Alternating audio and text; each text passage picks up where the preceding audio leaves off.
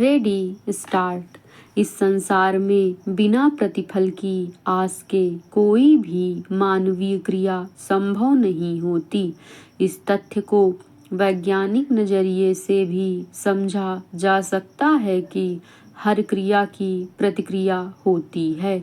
इसी तर्ज पर अगर वैश्विक परिदृश्य में अलग अलग कानून और व्यवस्था के उल्लंघन पर दंडित होने का डर नहीं होता, यानी अनुशासित रहकर निर्बाध जिंदगी बसर करने का आश्वासन नहीं होता, तो निश्चित ही फिर इंसान में इंसानियत के कहीं लक्षण दिखाई नहीं देते। उसकी मनमर्जी के चलते यह संसार ही जीने लायक नहीं रहता। चहुं ओर अराजकता का बोलबाला होता। इस बात को कुछ यूं कहा जाए कि भैंस उसी की होती है जिसके हाथ में लाठी होती है। जहाँ तक भारतीय संदर्भों का सवाल है तो हमारे यहाँ धार्मिक क्रियाकलाप भी किसी न किसी प्रत्याशा के चलते ही मूर्त रूप लिया करते हैं।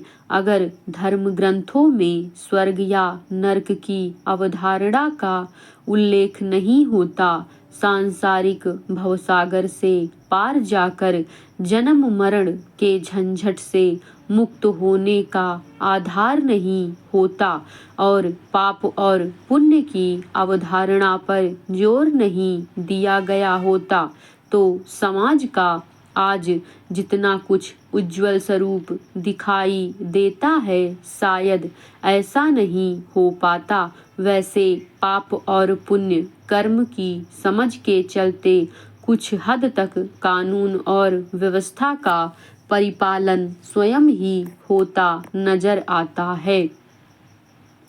सामाजिक जनजीवन में भी तथाकथित निस्वार्थ भाव से परोपकार के चलते ही कहीं न कहीं किसी न किसी अंश में श्रेय लेने की प्रतिस्पर्धा दिखाई देती है। कभी कभी तो धन शक्ति की प्रबलता के चलते उमड़ रही श्रद्धा का मूल्यांकन भी अर्थ त्याग करने के आधार पर ही किया जाता है। इसमें भी परलोक सुधारने के भाव दिखाई देते हैं। वैसे जाहिर तौर पर विशुद्ध रूप से बिना किसी प्रचार प्रसार के परोपकार की दृष्टि से काम किया जाता है, जिसका प्रत्यक्ष रूप से तो कोई सीधा प्रतिफल नहीं मिलता, लेकिन दाता या कर्ता के अंतर्मन में असीम आनंद की दिव्य अनुभूति अवश्य होती है। काफी संख्या में ऐसे ही किसी आनंद की अनुभूति के निमित्त दाता या कर्ता भाव रखते हैं। सरल शब्दों में इसे तोहफे के बदले तोहफा पाने के रूप में लिया जा सकता है।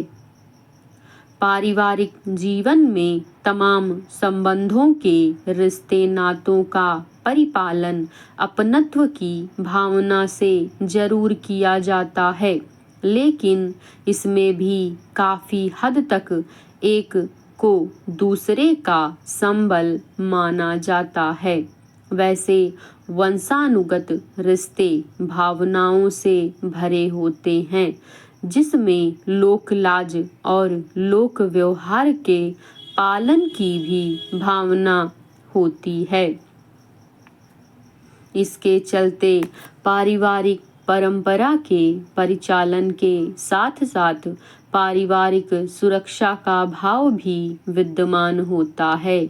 गरज यह कि अंतर्मन की भावनाओं के वेग के वशीभूत पारिवारिक रिश्तों का परिपालन किया जाता है। आजकल कहीं कहीं कुछ अंशों में लोग क्या कहेंगे उक्ति की आशंका के चलते भी मन ही मन बोझ समझे जाने वाले रिश्तों का परिपालन मन मार कर लिया जाता है। यह दिखावा समाज की नजरों में गिरने नहीं देता।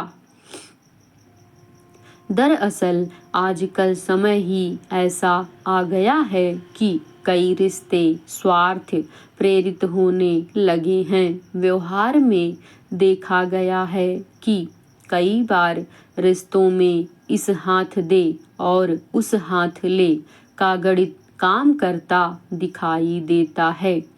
रहा सवाल व्यक्तिगत रिश्ते नातों का, तो इन दिनों व्यावसायिक रिश्ते काफी हद तक पारिवारिक रिश्तों पर भारी पड़ते दिखाई देते हैं। वास्तव में ज्यादातर रिश्ते को निहित स्वार्थ की दृष्टि से देखा जाने लगा है। एक प्रकार से कोई न कोई प्रतिफल की अपेक्षा के साथ परस्पर संबंधों का निर्वहन किया जाने लगा है। जरूरी नहीं कि यह प्रतिफल आर्थिक ही हो। प्रतिफल का स्वरूप सामने वाले द्वारा पूर्व में किए गए उपकार के बदले भी हो सकता है और हम जिस पर उपकार कर रहे हैं उसका भावी प्रतिफल मिलने की आशा से भी हो सकता है।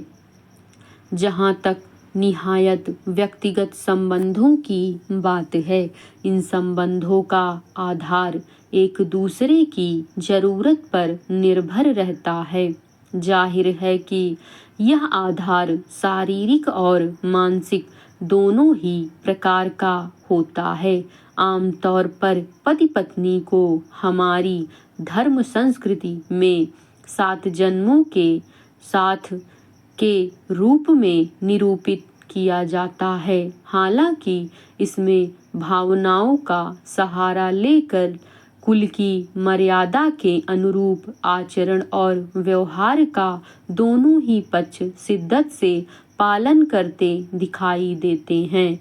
लेकिन ऐसा रिश्ता भी कहीं न कहीं दोनों हाथों से ताली बजने वाली मानसिक तालिए हुए होता है। एक के संकट में दूसरे का साथ, यह आश्वासन ऐसे रिश्ते में अघोषित रूप से रहता ही है। जीवन साथी से एक दूसरे का जीवन भर का साथ निभाने का समझौता होता है। यह आश्वस्ति प्रतिफल ही तो है। आवरण चाहे जो चढ़ाया जाए, लेकिन सच यही है कि लगभग हर रिश्ता किसी न किसी रूप में प्रतिफल की आस लिए होता है। यही कारण है कि भारतीय परिवेश में तमाम तरह के रिश्तों को कुटुंब या परिवार के अभिन्न अंग के रूप में स्वीकार किया जाता है। दरअसल जमाने का दस्तूर है कि आप किसी के लिए कुछ करेंगे तो सामने वाले आपके लिए कुछ करेंगे, और सामने वाले ने हमारे लिए कुछ किया है तो हमें सामने वाले के लिए कुछ करना होगा। इस संसार में एक तरफा कभी कुछ नहीं होता। इन तमाम बातों का लुआब यही है कि इस संसार में एक हाथ से कभी ताली नहीं बजा कर। अक्सर अनधिकृत रूप से चोरी छिपे या गलत दस्तावेजों और चालबाज बिचौलियों की मार्फत परदेश पहुँचे लोगों को संकट का सामना करना पड़ता है। खास तौर पर वैसी स्थिति में जब वैसे देशों के बीच युद्ध छिड़ा हो जहां वे बाहर से गए हों, तो उसकी मार अलग से झेलनी पड़ती है। कई लोग नाहक ही मारे जाते हैं।